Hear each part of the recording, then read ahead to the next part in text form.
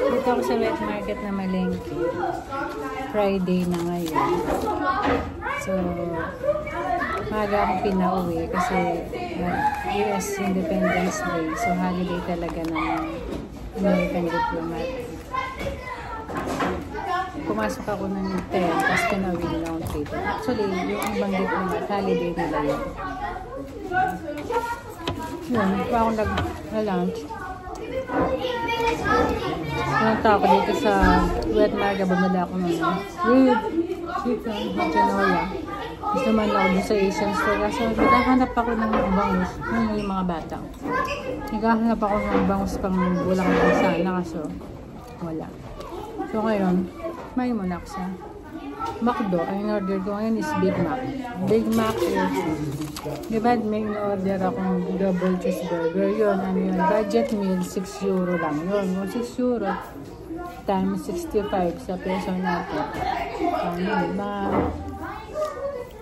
200 plus. Ito naman pag Big Mac. Ang presyo ng Big Mac dito na meal na meron fries and coke is 10.90.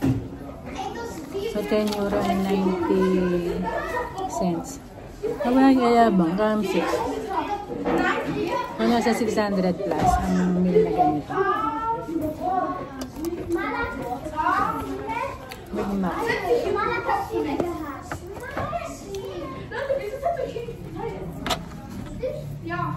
Sabi niya may rin ako sa McDo. Okay lang kasi kapag mag-church din ako, dinadaanan ko rito McDo. Tapos pag namalengke dito sa wet market, nagdadaanan ko rin siya dito ako makain. Kapag nag-wet market ka, mas marami kang mabibili sa, baga mas mura siya, saka fresh yung mga karne. Sa groceryhan, medyo pricey kasi. Kasi ito masasabi mo kung ilang kilo ang gusto mo. So, bumili ako ng pechay. Meron, ano yan, natakam ako dun sa cherry. Ano ba tawag? Cherry ba yun? Pero medyo pricey sila kasi nasa 12 euro per kilo. Pero bumili lang ako na nasan yun? 12 euro per kilo.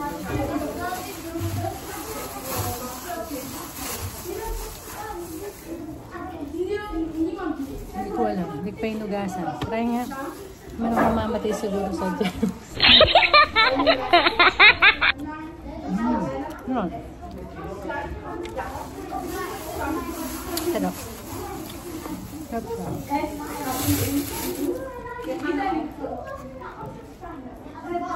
Kasi yung kilo niya 12 euro. Kulang-kulang.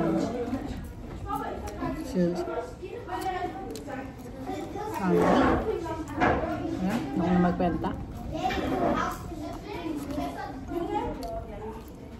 Yung mga mais dito sweet corn, hindi pa dito. Isang peraso 1 euro 50. So, nasaan siya. Almost 90 plus. Almost 100. Isang mais. Kaya na ako. Tapos uwi na. Off na Sabado, Linggo. Monday ulit. Bye.